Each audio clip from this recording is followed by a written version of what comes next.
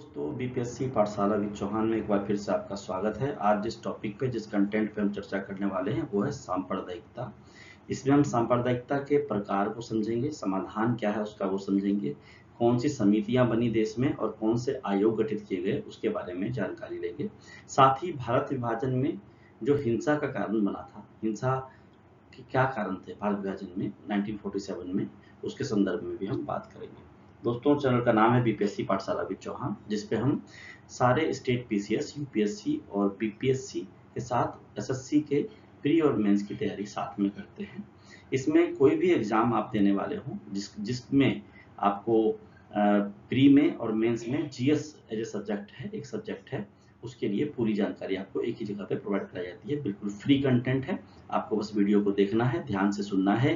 Pre और mains के PY की भी प्रैक्टिस कराता हूं मैं, तो उसको भी ध्यान से सुनना है और आपका तैयारी पूरा हो जाएगा। तो चलिए शुरू करते हैं बीपीएससी पाठशाला विद चौहान पे सांप्रदायिकता। सबसे पहले हम सांप्रदायिकता को समझते हैं। तो सांप्रदायिकता जो है वो भारत की बहुलतावादी एवं धर्मनिरपेक्ष व्यवस्था के लिए सबसे बड़ी चुनौतियों में से एक है। इस टर्म को आप समझिए। सांप्रदायिकता जो है भारत की बहुलतावादी एवं धर्मनिरपेक्ष व्यवस्था के लिए, भारत जो है एक धर्मनिरपेक्ष राष्ट्र है। हमारा कोई राष्ट्र का कोई एक धर्म नहीं है कि इसी धर्म से जाना जाए, जैसे पाकिस्तान का इस्लाम धर्म है ना। तो इस व्यवस्था के लिए जो सांप्रदायिकता है वो एक बहुत बड़ी चुनौती है ना। इसका अस्थायी समाधान संवैधानिक मूल्यों, संविधान के तहत जो मूल्य हैं उनके द्वारा समावेशी विकास, सबका एक साथ विकास करते हुए, शिक्षा एजुकेशन पे जोर देते हुए और उत्तरदायी राजनीति में निहित है। इसका समाधान तभी होगा स्थायी रूप से जब लोग संविधान के मूल्यों को समझेंगे, सबका विकास एक साथ करने पे ध्यान देंगे, चाहे वो किसी भी समुदाय के हों, किसी भी धर्म या जाति के हों। शिक्षा की जो है व्यवस्था उसको मजबूत करेंगे और राजनीति में उत्तरदायित्व आएगा। मतलब हमें, अगर हम नेता हैं, हम राजनेता हैं, हमें जनता ने चुना है, तो ये मान के चलना पड़ेगा कि किसने वोट दिया उस पर ना ध्यान देके हमें सारे धर्म, सारी जातियों को एक साथ लेके आगे चलना है। तभी जाके सांप्रदायिकता जो है वो जो खतरा है हमारे लिए उसका निवारण हो पाएगा। ठीक है। धार्मिक पहचान का राजनीतिक और सामाजिक उद्देश्यों के लिए प्रयोग, यही सांप्रदायिकता कहलाता है। अगर धार्मिक पहचान, कोई हिंदू है, कोई मुस्लिम है, कोई सिख है, कोई ईसाई है, हमारे देश में तो विविध प्रकार की के धर्म और जातियां हैं, तो इसका जब राजनीतिक और सामाजिक उद्देश्यों के लिए उपयोग होता है उसे ही हम सांप्रदायिकता कहते हैं। और इससे क्या होता है, हम बनाम वे, वी वर्सेस दे की मानसिकता विकसित होती है ना। इसका मतलब समझ रहे हो आप, हम मतलब हिंदू बोलेंगे कि हम हैं और वे मुसलमानों को बोलेंगे, मुसलमान बोलेंगे कि हम हैं और वे हिंदुओं को बोलेंगे, ठीक इसी तरह से अलग अलग। तो ये जो मानसिकता है हम बनाम वे, ये जो है वो मानसिकता सांप्रदायिकता को जन्म देती है और राष्ट्रीय हित से ऊपर धार्मिक हितों को प्राथमिकता देती है। जब एक बार आदमी सांप्रदायिक हो जाए, धर्म सांप्रदायिक हो जाए, तो फिर वो राष्ट्र हित को साइड कर देता है और जो धार्मिक हित है उसी को प्राथमिकता देता है। तो सांप्रदायिकता एक बहुत बड़ी चुनौती है, हम सबको मिलकर इससे लड़ना है, इसे समाप्त करना है। ठीक है। अब कुछ मैं आपको घटना बताऊंगा जो सांप्रदायिकता की वजह से ही घटी है या फिर उसको ही आधार बनाया गया था, चाहे वो अंग्रेजों ने बनाया चाहे बाद में और लोगों ने बनाया। तो देखते हैं। सबसे पहले आता है 1905 का बंगाल विभाजन। क्यों हुआ था? पूर्वी बंगाल को पश्चिमी बंगाल से अलग किया गया था क्योंकि पूर्वी बंगाल में मुस्लिम बहुल थे। तो अंग्रेजों ने लॉर्ड कर्जन ने किया था, उस समय लॉर्ड कर्जन था वायसराय, उसने तर्क तो ये दिया कि बंगाल बहुत बड़ा प्रांत है और उसका जो एडमिनिस्ट्रेशन संभालने में हमें दिक्कतें आ रही हैं, परेशानी आ रही हैं, लेकिन मेन मुद्दा ये था कि वो डिवाइड एंड रूल करना चाहते थे। वो चाहते थे हिंदू के बहुलता वाले जो बंगाल हैं उसको मुस्लिम बहुल वाले बंगाल के एरिया से अलग किया जाए। तो ये सांप्रदायिकता की वजह से है। दूसरा, 1906 में जो मुस्लिम लीग पार्टी का गठन हुआ था आगा खां के द्वारा, वो मुस्लिम लीग पार्टी सांप्रदायिकता के आधार पर ही बनी थी। जब मुसलमानों को लगा कि हिंदू बहुसंख्यक वादों के बीच में हमारा हित नहीं साध पा रहे हैं हम, तो उन्होंने मुस्लिम लीग की गठन किया। ठीक है। 1909 में सेपरेट इलेक्टोरेट्स, हमने मिंटो मॉडल सुधार पढ़ा, वहां हमने क्या पढ़ा, 1909 में मिंटो मॉडल सुधार में एक प्रावधान था कि इस्लाम मतलब मुसलमानों के लिए अलग सेपरेट इलेक्टोरेट, अलग पृथक निर्वाचन क्षेत्र बनाया जाए। तो ये क्या था, ये भी सांप्रदायिकता पैदा करने का कारण बना आगे जाके। 1932 में कम्युनल अवार्ड, सेम चीज है। 1940 में पाकिस्तान प्रस्ताव, पाकिस्तान बनाएंगे, मुसलमानों इस्लाम के लिए अलग से देश बनाएंगे। 1947 विभाजन, इससे बड़ी बात तो हो ही नहीं सकती। पाकिस्तान बना ही हिंदू मुसलमान को बांटने के लिए, है ना, या फिर मुसलमानों को अलग देश चाहिए था, इसलिए पाकिस्तान बना। 1985 का शाहबानो, है ना, ये आप शाहबानों पे तो खैर सांप्रदायिकता की बात तो यहाँ पे नहीं है, लेकिन फिर भी आप इसको ध्यान रखिएगा। 1992 में बाबरी मस्जिद, जो बाबरी मस्जिद विध्वंस हुआ, जो कार सेवकों ने बाबरी मस्जिद को ढहा दिया, फिर अभी वहाँ पे राम मंदिर है, ये सांप्रदायिकता की वजह से हुआ। और 2002 में जो गुजरात में दंगे हुए थे, वो गोधरा वाले, वो सब। तो ये 1905 से जो स्टार्ट होता है 2002 तक जो आता है, ये सब ये जो घटनाएं हैं वो सांप्रदायिकता की वजह से ही घटी हैं। इनसे हमें पार पाना है, तभी देश का भला है। ठीक है, प्रमुख विशेषताएं क्या हैं? तो धार्मिक आधार पर, धार्मिक पहचान पर आधारित राजनीति होती है। असहिष्णुता एवं कट्टरता पे जोड़ देते हैं। असहिष्णुता मतलब किसी की कोई भी बात कोई दूसरा बर्दाश्त ना करे। कट्टरता मतलब हम जो बोल रहे हैं, हमारे धर्म में ये चीज है तो है, हम इसको मानेंगे, कोई और नहीं मानेगा तो हम लड़ाई करेंगे। वोट बैंक की राजनीति, नेताओं का क्या काम है ये मैं बोलना जरूरी नहीं है, आप समझ रहे हो। सामाजिक ध्रुवीकरण, किस तरह से जाति और धर्म के आधार पर ध्रुवीकरण करते हैं समाज का। और राष्ट्रीय एकता को चुनौती, ये सारे जो हैं वो सांप्रदायिकता की जो है वो विशेषताएं बोलिए, चुनौतियां बोलिए, जो भी बोलना है ना। सांप्रदायिकता के कारण क्या है? तो ऐतिहासिक कारणों में जाएं तो ब्रिटिश की डिवाइड एंड रूल नीति, ब्रिटिश चाहते थे हिंदू मुस्लिम में कभी एकता ना रहे, दोनों बटे रहें, एक ये नीति काम करती थी।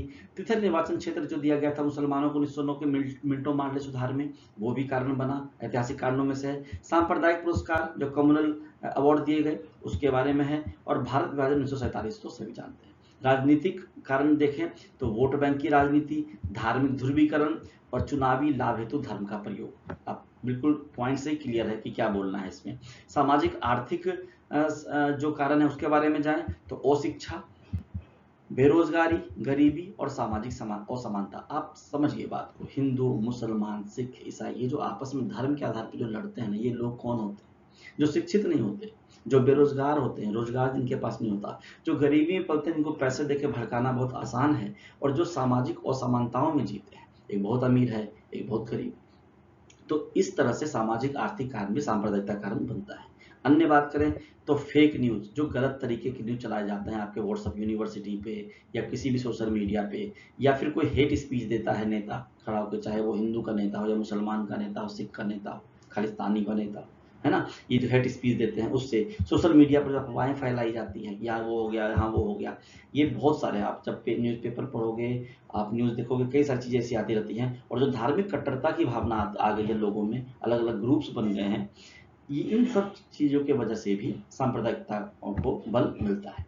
आगे देखते हैं, आगे पढ़ना है सांप्रदायिकता के प्रकार। ठीक है, तो प्रकार जो हैं वो 6 तरह के हैं मुख्य रूप से। हम उसके अर्थ को समझेंगे और उदाहरण भी समझेंगे। ठीक है, ये बहुत जरूरी है, मेंस के लिए तो बहुत ही इंपॉर्टेंट है। तो पहला है आत्मसातकरणवादी।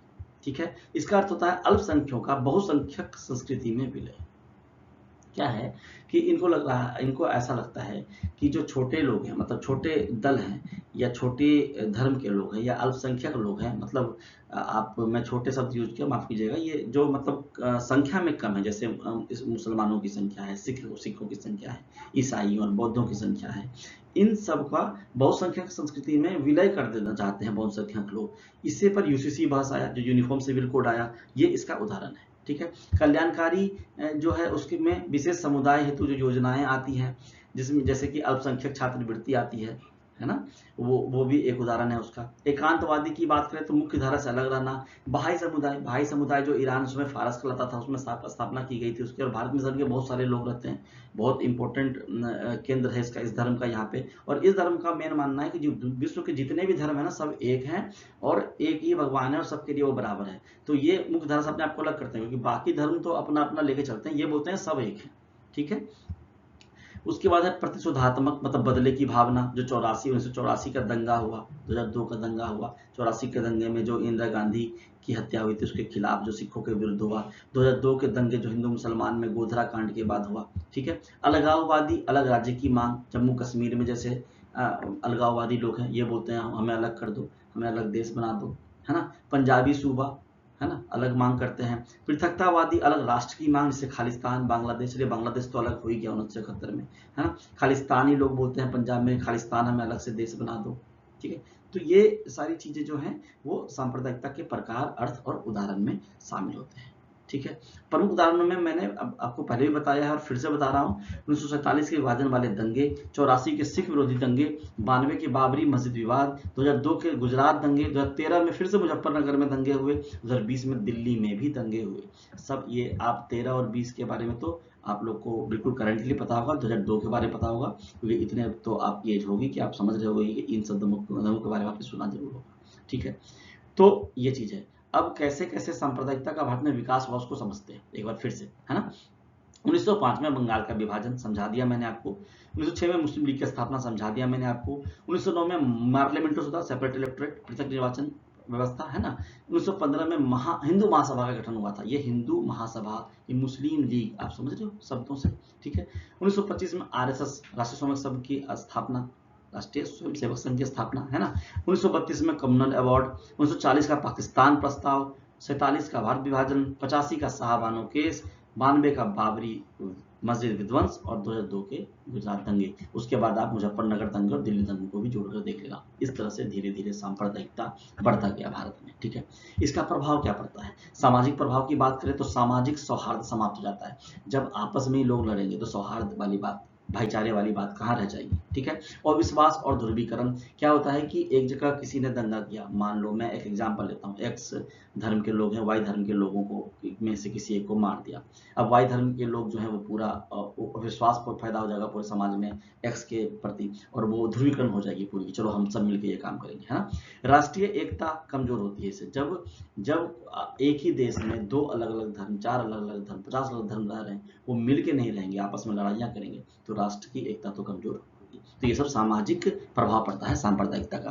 राजनीतिक प्रभाव क्या पड़ता है? वोट बैंक की राजनीति करते हैं नेता लोग, लोकतंत्र इससे कमजोर होता है और नीति निर्माण भी प्रभावित होता है। आप अगर एक विशेष वर्ग को चाहोगे बहुत ज्यादा प्रिविलेज देना, तो इससे नीति निर्माण प्रभावित होगा। दूसरी बात, लोकतंत्र कमजोर, लोकतंत्र जनता के लिए, जनता के प्रति होता है। अगर आप धर्म में और जातियों में बांटोगे देश को तो ये कमजोर होता है। और वोट बैंक की राजनीति, जहाँ जैसे हैदराबाद में जो राजनीति होती है और अलग जगहों पे होती है, आप वहाँ देखोगे तो ये वोट बैंक की राजनीति होती है। और जैसे अयोध्या में हो रहा था, जहाँ भी हो रहा था, ठीक है। आर्थिक अगर बात करें, आर्थिक प्रभाव की बात करें तो निवेश में कमी, व्यापार एवं पर्यटन प्रभावित, सार्वजनिक संपत्ति का नुकसान। जब दंगा होगा तो क्या होगा? सार्वजनिक संपत्ति, ट्रेन, बस, ये सब पटरियां उखाड़ रहे हैं, ट्रेनों में आग लगा रहे हैं, बसों में को फूक रहे हैं, सरकारी कार्यालयों को फूक रहे हैं, क्या होता है? ये सार्वजनिक संपत्ति है, ये किसी एक की संपत्ति नहीं है, उसका नुकसान होता है, सरकार को लॉस होता है, वो टैक्स पेयर हमारे आपके जैसे हैं जो उसको भरते हैं फिर बाद में। व्यापार एवं पर्यटन प्रभावित होता है। पर्यटन, जम्मू कश्मीर की बात करते हैं, अभी पुलवामा में जो हुआ, पर्यटन प्रभावित हुआ, वहाँ लोग जाना छोड़ दिया, ठीक है ना। निवेश में कमी होती है। अगर आपका राष्ट्र एक नहीं है, अगर आपकी सरकार कमजोर पड़ जाती है दंगों को या फिर सांप्रदायिकता को दबाने में, है ना, तो बाहरी निवेश जो आना होता है उसमें कमी आ जाती है कि यहाँ तो आर्थिक रूप से ये स्ट्रांग नहीं है, हमें लॉस होगा, तो लोग निवेश नहीं करते, है ना, कंपनियां निवेश नहीं करती। प्रशासनिक प्रभाव की बात करें तो कानून व्यवस्था पर दबाव पड़ता है, पुलिस और न्यायपालिका पर भार पड़ता है। कॉमन सी बात है, दंगे फसाद होंगे, पुलिस परेशान होती है, कानून व्यवस्था परेशान होता है और न्यायपालिका पर भार पड़ता है, बहुत सारे केस आ गए, सब पर भार पड़ा, अननेसेसरी होना नहीं चाहिए वो। अंतर्राष्ट्रीय आलोचना की बात करें तो भारत की वैश्विक छवि तो प्रभावित होती है, साथ में मानवाधिकार संबंधी जो है छवि वो भी भारत की प्रभावित होती है और इसकी अंतर्राष्ट्रीय स्तर पर आलोचना की जाती है। तो इस तरह से हमने सांप्रदायिकता को समझा, उसके प्रकार को समझा, प्रमुख उदाहरण को समझा, उसके प्रभाव को समझा और उसके विकास को समझा, ठीक है। और हमने सांप्रदायिकता पर पूरी तैयारी कर ली प्री और में, ठीक है। आगे समाधान क्या है? सांप्रदायिक अगर हो गए लोग, इसका समाधान क्या है? तो संविधान का कठोर पालन, सबसे पहले तो संविधान में जो लिखा है उसका अक्षर पालन करना चाहिए। हमारे लिए बाइबल संविधान ही है, ये सबको मान के चलना चाहिए, ठीक है। सांप्रदायिक हिंसा पर त्वरित न्याय, अगर कहीं सांप्रदायिक हिंसा हुई है तो वहां तुरंत न्याय मिलना चाहिए, तुरंत जो दोषी है उसको सजा मिलनी चाहिए, फास्ट ट्रैक कोर्ट बना के उसको सजा देनी चाहिए जो दोषी हों, है ना। हेट स्पीच और फेक न्यूज पर नियंत्रण बहुत जरूरी है, और चुनाव में धर्म के दुरुपयोग पर कड़ी कार्रवाई होनी चाहिए। अगर कोई हेट स्पीच दे रहा है, किसी एक्स धर्म के द्वारा किसी वाई धर्म के लोगों को उकसाया जा रहा है, या फिर गलत बातें बोली जा रही है उनके बारे में, तो उस पर तुरंत ही एक्शन होना चाहिए। और जो फेक न्यूज फैलाते हैं, यहाँ ये हो गया वहाँ वो हो गया, और लोग एकजुट होकर मारकाट शुरू करते हैं, उस पर भी आप बहुत कड़ी कार्रवाई होने की जरूरत है। और चुनाव में कभी भी धर्म का दुरुपयोग हो उस पर भी कार्रवाई होनी चाहिए। मूल्य आधारित एवं संवैधानिक शिक्षा, जो शिक्षा है हमारी जो पढ़ाई है, हमारा जो बेसिक एजुकेशन सिस्टम है, उसमें मूल्य आधारित एथिक्स को पढ़ाना बहुत जरूरी है। इससे क्या होता है कि आप समझते हो कि हम सब एक हैं, देश का विकास, देश की तरक्की तभी संभव है जब सभी धर्म के लोग और समन्वय बना के रखें, सौहार्द बना के रखें, है ना, और तभी देश का सुधार होगा। तो ये इस तरह की शिक्षा हमें देनी चाहिए बच्चों से लेकर बड़े तक। ठीक है। पुलिस एवं न्यायिक सुधार, पुलिस का जो रोल देखा गया है कई जगहों पे, जो पुलिस किसी एक पार्टी की तरफ हो जाती है, और जो न्यायिक सुधार है उन सब पे बहुत ज़्यादा सुधार करने की जरूरत है। साथ ही अंतर धार्मिक संवाद, मतलब एक हिंदू मुसलमान सिख ईसाई आपस में बैठें और संवाद करें और देखें कि किस तरह से एक भारत बनाया जा सके, श्रेष्ठ भारत बनाया जा सके, और इस तरह की पहल को बढ़ावा देना चाहिए। ठीक है। नेहरू जी ने क्या कहा था, कोई राष्ट्र महान नहीं हो सकता जिसके लोग विचार और कर्म में संकीर्ण हो। बहुत बड़ी बात है। इसका मतलब ये है कि अगर आपका विचार संकीर्ण है, अगर आप सोचते हो कि मेरा धर्म ही सब कुछ है, मेरी जात ही सब कुछ है, मैं जो कर रहा हूँ वही सब कुछ है, वही सही है, तो अगर ये इस तरह का संकीर्ण भाव है तो कोई भी राष्ट्र महान नहीं हो सकता। ठीक है। ये महान लोग थे, इनकी बातें समझनी चाहिए हमें। महात्मा गांधी, सभी धर्म सत्य है और सभी में कुछ ना कुछ त्रुटियां भी हैं। महात्मा गांधी ने कहा था कि जितने भी धर्म हैं सभी सत्य हैं, सभी सही हैं, और हर धर्म में कुछ न कुछ कमियां होती हैं, तो हमें उन कमियों को दूर करना है, ना कि दूसरे धर्म से लड़ाई करनी। ठीक है। समितियां, आयोग कौन कौन से बने थे? सबसे पहले सच्चर समिति की बात करते हैं, 2006 में बना था। मुस्लिम समुदाय की सामाजिक आर्थिक स्थिति को बेहतर बनाने के लिए समिति बनी थी। श्री कृष्ण आयोग बना था 1992-93 में। मुंबई दंगे हुए थे, जो आपका दाऊद इब्राहिम वाला नाम आता है, जिसके वजह से मुंबई दंगा उसने करवाया था, और बाबरी मस्जिद विध्वंस के बाद, तो उसकी जांच के लिए श्री कृष्ण आयोग बना था। और लिब्रान आयोग बना था 1992 में, बहुत ही पॉपुलर है। बाबरी मस्जिद जब विध्वंस हुआ था उसके बाद ये बना था लिब्रान आयोग। तो जब बाबरी मस्जिद विध्वंस हुआ तो लिब्रान आयोग 92 में, और 92-93 जो मुंबई दंगे हुए उसके लिए श्री कृष्ण आयोग, सच्चर समिति जो है मुस्लिम समुदाय की सामाजिक आर्थिक स्थिति को सुधारने के लिए बनी थी। इस तरह से ये 2-3 थे, वो हमें समझना है। अब जो अगला पॉइंट हमें पढ़ना है वो है भारत विभाजन में हिंसा के कारण 1947। जो भारत विभाजन हो रहा था वो, उसमें हिंसा क्यों हुआ, उसमें हिंसा होने के क्या कारण थे?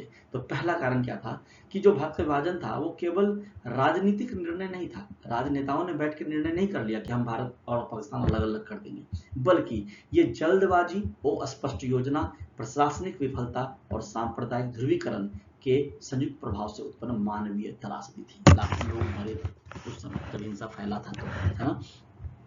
तो इसमें जल्दबाजी की गई, भारत की स्वतंत्रता के समय में जो विभाजन में जल्दबाजी की गई, कोई स्पष्ट योजना नहीं था कि किस तरह से बंटवारा होगा, कितने धन का बंटवारा होगा, कौन कैसे जाएगा, सेनाएं कैसे बटेंगी, बस कह दिया और एक समय में ऐसा हो गया कि आप पाकिस्तान चले जाओ और आप हिंदुस्तान चले जाओ। तो ये स्पष्ट योजना नहीं थी, अस्पष्ट थी। ठीक है। इससे और दूसरी बात, जो भी प्रशासन था जहां भी था वो, उसमें भी प्रशासन में, अब समझ, सेना में, पुलिस में, हर जगह से हर चीज में बंटवारा हो रहा था। तो प्रशासनिक विफलता हुई, लोग रोक नहीं पाए दंगों को। और जो हिंदू मुस्लिम की बात सामने आगे, ध्रुवीकरण की बात, क्योंकि अब तो देश ही अलग हो रहा था मुसलमानों का, मुसलमानों की मांग के आधार पर ही बंटवारा हुआ था, है ना, जो हमने पढ़ा और जो आप समझ रहे हो इस बात को। तो ये जो सांप्रदायिक ध्रुवीकरण हो गया, दुश्मन हो गए एक दूसरे के, हिंदू मुसलमान या फिर सिख मुसलमान, जैसा भी आप कहें, तो इसके वजह से भी ये जो है हिंसा का कारण बना भारत विभाजन। ठीक है। तो ये सब मिला के ये संयुक्त प्रभाव था जो एक मानवीय त्रासदी का रूप ले लिया। ठीक है। बिपिन चंद्रा जी, जो कि आधुनिक भारत के इतिहास के बहुत बड़े लेखक हैं, इनकी बहुत सारी किताबें मैंने पढ़ी है, आपको भी टाइम मिले तो आप भी पढ़िए, है ना। उन्होंने कहा कि विभाजन की त्रासदी केवल सांप्रदायिकता का परिणाम नहीं थी, बल्कि ब्रिटिश जल्दबाजी और प्रशासनिक विफलता का भी परिणाम थी। जो भारतीय का राष्ट्रीय स्वतंत्रता संग्राम है ना, उस पर बिपिन चंद्रा से अच्छी बुक किसी ने नहीं लिखी है मेरे ख्याल से, है ना। आप बहुत सारी बुक्स पढ़ोगे, लेकिन बिपिन चंद्रा, और जब पहले लोग यूपीएससी करते थे तो इनका बुक पढ़ना तो हिस्ट्री ऑप्शनल वालों के लिए या हिस्ट्री की तैयारी करने वालों के लिए, मतलब हम लोग की इसका कोई ऑल्टरनेटिव नहीं था, इसी को पढ़ना था। जैसे अभी बोलते हैं ना, एम लक्ष्मीकांत पढ़ना ही होगा पॉलिटी के लिए, राजीव वहीर, मैं वही बोलता हूँ आधुनिक के लिए पढ़ना ही पड़ेगा। ये सब इसको आप हटा नहीं सकते हैं, है ना। ज्योग्राफी के लिए आपको एनसीईआरटी का 11-12 पढ़ना ही पड़ेगा, जो मैंने अपने वीडियो में स्ट्रेटेजी बताई है। उस तरह से बिपिन चंद्रा भी अभी भी मायने रखते हैं। तो इन्होंने कहा था कि विभाजन की त्रासदी केवल सांप्रदायिकता का परिणाम नहीं थी, बल्कि ब्रिटिश की जल्दबाजी और प्रशासनिक विफलता का भी परिणाम था। ये कोट आप कर सकते हो मेंस में, ठीक है। तो एक बार इसका देखते हैं परिचय किस तरह से हम तैयार करेंगे अगर मेंस में आ जाता है तो 20 फरवरी 1947 को ब्रिटिश प्रधानमंत्री क्लीमेंट एटली ने कहा कि 30 जून 1948 तक सत्ता हस्तांतरण कर दिया जाएगा भारतीयों को। 3 जून 1947 को माउंटबेटन योजना आया, जिसके तहत भारत के विभाजन एवं 15 अगस्त 1947 को भारत पाकिस्तान को सत्ता हस्तांतरण का निर्णय दिया गया। जल्दबाजी में किए गए सत्ता हस्तांतरण के कारण व्यापक सांप्रदायिक हिंसा एवं प्रशासनिक अव्यवस्था उत्पन्न हुई, जिसके वजह से दंगे हुए और ये हिंसा का कारण बना भारत विभाजन में, ठीक है। अब विभाजन के दौरान हिंसा के प्रमुख कारण कौन कौन से थे, उसको मैंने 7 अलग अलग पॉइंट्स में लिखा है, और उसके बाद लास्ट में आप परिणाम को देखिएगा क्या परिणाम निकल के सामने आता है। तो पहला पॉइंट है कि जल्दबाजी में सत्ता हस्तांतरण। देखिए एक ही चीज रिपीटेड आ रहा है, लेकिन आपको याद हो जाए इसलिए मैंने ऐसा किया है, ठीक है। आपको पढ़ते जाना जब तक आपको पूरी तरह समझ में ना आ जाए। एक बार कंसेप्ट क्लियर हो जाएगा, प्री मेंस में कहीं से प्रश्न आएगा आप लिख पाओगे। तो आप ध्यान से सुनो इस चीज को। जल्दबाजी में सत्ता हस्तांतरण मतलब निर्धारित समय क्या था, 30 जून 1948, उससे 10 महीने पहले ही सौंप दी सत्ता। क्या हड़बड़ी थी आप, क्या दिक्कत क्या आ रही थी उस समय, आप आराम से करते, और पर्याप्त तैयारी का अभाव हुआ और संक्रमण काल का अभाव हुआ। संक्रमण काल समझते हो क्या होता है, एक टाइम पीरियड होता है जिसके बीच में लोग ये डिसाइड करते कैसे जाना है, कहाँ जाना है, कैसे बसाना है, कितने पैसे देने हैं, किस तरह से जाना है, कैसे भारत पाकिस्तान अलग अलग सही से सेटल डाउन हो। ये ना करके 30 जून 1948 का डेट था और 15 अगस्त को सत्ता सौंप के चले गए ब्रिटिशर्स, ठीक है। या फिर ये मानो कि हमने भी हड़बड़ी दिखाई और हमने उनसे ले लिया, चाहे बंटवारा हो तो हो, ठीक है। दूसरा, स्पष्ट विभाजन योजना का अभाव। शरणार्थियों, सीमा, प्रशासन, सेना एवं संपत्ति के बंटवारे की ठोस योजना नहीं थी। विभाजनोत्तर समस्याओं के समाधान की पूर्व व्यवस्था नहीं की गई, ये भी जल्दबाजी की वजह से ही हुआ। माउंटबेटन की गलत धारणा। माउंटबेटन की क्या धारणा थी, माउंटबेटन सोचते थे कि दोनों देश की गवर्नर जनरल बनकर समस्याएं सुलझा देंगे, नहीं हो पाया। जिन्ना ने कहा पाकिस्तान गवर्नर जनरल मैं खुद बनूंगा, यहाँ कोई दूसरा नहीं बनेगा, ठीक है, जिससे समन्वय भी नहीं हो सका। अभी एक जो सीरीज आई थी हाल में, मुझे याद नहीं है कौन से प्लेटफॉर्म था, ओटीटी था, लेकिन मैंने वो देखा, वो था आपका ये नेशनल मूवमेंट पे ही था। उसमें ये चीज दिखाई गई है बहुत अच्छे से कि माउंटबेटन कैसे चाहते हैं कि दोनों का बन के रहें, और जिन्ना बोलते हैं कि मैं ही बनूंगा, ठीक है। फ्रीडम एट मिडनाइट ये था नाम उसका सीरीज का, फ्रीडम एट मिडनाइट, आप भी देखना जरूर, आप बहुत सारे प्रश्न हल कर पाओगे वहां से देख के, ये कंसेप्ट क्लियर हो ही जाएगा। रेड क्लिफ सीमा आयोग में देरी। सीमा निर्धारण का निर्णय ये भी दिखाया गया उसमें 12 अगस्त 1947 को तैयार था, ठीक है। रेड क्लिफ पुरस्कार 15 अगस्त के बाद सार्वजनिक किया गया। सीमा की अनिश्चितता से भारी भ्रम एवं हिंसा फैली, और जब आप देखोगे समझोगे तो आपको समझ में आएगा कि वो रेड क्लिफ में वो एबिलिटी नहीं थी, ना उसका वो काम था कि वो सीमा निर्धारण कर सके, बस उसको एक काम दिया गया और उसने बस आंख मूंद के लकीर खींची, ठीक है। जिन्ना की शीघ्र पाकिस्तान की मांग। पाकिस्तान के त्वरित गठन पर जोर दिया जिन्ना ने, राजनीतिक समझौते की संभावनाएं बहुत ही ज्यादा कम हो गई, ठीक है। सांप्रदायिक ध्रुवीकरण। हिंदू मुस्लिम अविश्वास बढ़ गया आपस में, वर्षों से बढ़ती सांप्रदायिक राजनीति की वजह से, और प्रतिशोधात्मक हिंसा का विस्तार हुआ। और सातवां और अंतिम पॉइंट है प्रशासनिक विफलता, विशेषकर पंजाब एवं बंगाल में कानून व्यवस्था पूरी तरह से विफल हो गई। पुलिस एवं सेना समय पर हिंसा रोकने में असफल रही, और आप अगर डीपली पढ़ोगे तो आप देखोगे कि पंजाब और बंगाल दोनों जगह पे किसका शासन था और वो क्या चाह रहे थे, ठीक है। परिणाम क्या हुआ, लाखों लोगों का विस्थापन हुआ, व्यापक नरसंहार एवं सांप्रदायिक दंगे हुए, भारत पाकिस्तान संबंधों में अस्थायी तनाव, आज तक वो तनाव जारी है, हो गया, और मानव इतिहास का सबसे बड़ा जन स्थानांतरण हुआ, यहाँ के लोग वहां और वहां के लोग यहाँ, ये हुआ था भारत विभाजन में हिंसा, ठीक है। आगे चलते हैं। ये पॉइंट्स खत्म होते हैं और अब हम प्री में जो पीवाईक्यूज आए हैं यूपीएससी और अदर पीसीएस में उसके बारे में चर्चा कर लेते हैं। तो निम्नलिखित में से किसने भारत में सांप्रदायिक निर्वाचन क्षेत्र सेपरेट इलेक्टोरेट की शुरुआत की? वो था भारत सरकार अधिनियम 1909 मिंटो मार्ले सुधार। मैंने इस पे सेपरेट वीडियो बना रखा है, आप जाके देख लेना इसी प्लेलिस्ट में, ठीक है। मॉडर्न हिस्ट्री ऑफ इंडिया में मुस्लिम लीग द्वारा प्रत्यक्ष कार्यवाही दिवस कब मनाया गया? 16 अगस्त 1946 को। भारत के विभाजन के समय भारत और पाकिस्तान के बीच की सीमाओं को किसने रेखांकित किया? सर सिरिल रैडक्लिफ ने। द्विराष्ट्र सिद्धांत का आधिकारिक तौर पर प्रतिपादन किसने किया था? मोहम्मद अली जिन्ना ने। वही चाहते थे दो अलग अलग राज्य बन जाए, ठीक है। 3 जून 1947 को घोषित माउंटबेटन योजना का मुख्य आधार क्या था? भारत विभाजन, है ना। आगे हम पढ़ने वाले हैं। ब्रिटिश भारत में सांप्रदायिकता के पनपने के निम्नलिखित में से कौन से मुख्य कारण थे? तो वो ये सभी कारण थे: ब्रिटिश सरकार की फूट डालो राज करो नीति, पृथ्वी निर्वाचन क्षेत्रों की व्यवस्था, सामाजिक आर्थिक पिछड़ेपन कारण उत्पन्न असुरक्षा और दोनों समुदायों में के पुनरुत्थानवादी आंदोलन। ये सभी कारण थे, ठीक है। 1 2 3 4 सभी आपका आंसर है। वर्ष 1946 में गठित अंतरिम सरकार में मुस्लिम लीग के शामिल होने का मुख्य उद्देश्य क्या था? पाकिस्तान की मांग को भीतर से मनवाना, इसलिए वो शामिल हुए थे, है ना। लियाकत अली खान को वित्त मंत्री बनाया गया था। मेंस में कैसे प्रश्न आते हैं? 1942 से 47 के बीच उन परिस्थितियों का विश्लेषण कीजिए जिनके परिणाम स्वरूप भारत विभाजित एवं स्वतंत्र हुआ। आप देखो, ये यूपीपीसीएस मेंस में पूछा गया प्रश्न है।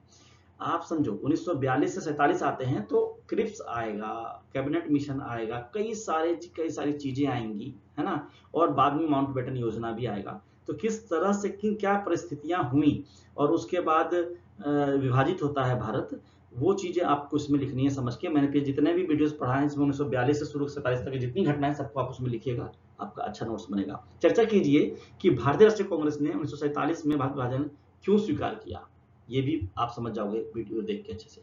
भारत के विभाजन 1947 के लिए जिम्मेदार सांप्रदायिकता के विकास का आलोचनात्मक परीक्षण कीजिए। मैं बार बार बोल रहा हूँ, चर्चा कीजिए, है ना। हर वीडियो में मैं बोलता हूँ, विश्लेषण कीजिए, है ना, आलोचनात्मक परीक्षण कीजिए। इन सब पर मैं अलग से एक वीडियो बना दूंगा आपके लिए कि मेंस में जब ये प्रश्न में ये सारी चीजें आती है ना, तो कैसे डील करना है प्रश्न को, कुछ भी नहीं लिख के आना है। भारत के विभाजन के लिए उत्तरदायी परिस्थितियों पर प्रकाश डालिए। विभाजन के बाद हुई व्यापक हिंसा और व्यवस्थापन के क्या कारण थे? ये सब मैंने पढ़ा दिया है पीछे, आप आराम से आंसर लाटिंग कर पाओगे।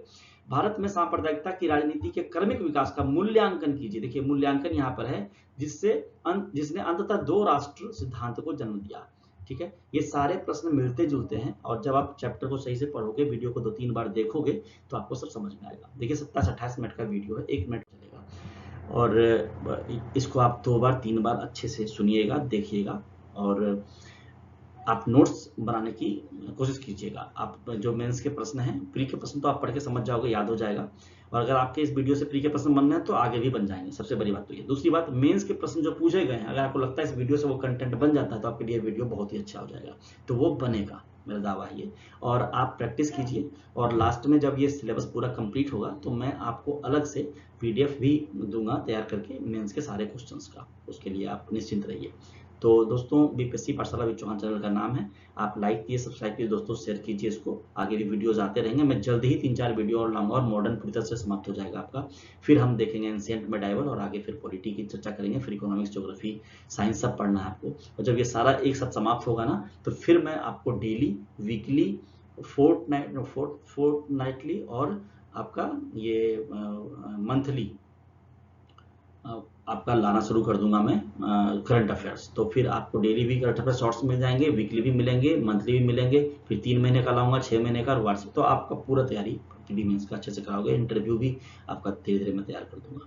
तो दोस्तों, जो अगला टॉपिक आएगा वो माउंटबेटन योजना आएगा, 3 जून 1947 को जो हुआ था। और साथ में ही मेंस के 2 बड़े टॉपिक हैं, कांग्रेस द्वारा विभाजन स्वीकार क्यों किया गया, उसके कारण क्या थे, और अंग्रेजों को भारत छोड़ने पर विवश करने वाले कारक क्या थे। ये दोनों मेंस के प्रश्न हैं, इसको भी मैं डील करके दिखाऊंगा आपको। और मैंने कहा है प्री मेंस तैयारी साथ, इसलिए मैं मेंस के कोई भी टॉपिक छोड़ना नहीं चाहता हूँ। वीडियो थोड़ा 28-30 मिनट का बन जाता है, तो इससे घबराना नहीं है। आपको सिविल सर्वेंट बनना है, आपको ऑफिसर बनना है, तो इतना टाइम तो आपको देना पड़ेगा, ठीक है। तो वीडियो को 2-3 बार देखिए, दोस्तों और फैमिली में बोलिए कि बीपीएससी पाठशाला विद चौहान चैनल को सब्सक्राइब करें, लाइक करें, और अंत तक बने रहने के लिए आपका धन्यवाद। वीडियो में अगले वीडियो में फिर मिलेंगे, तब तक पढ़ते रहिए, मस्त रहिए।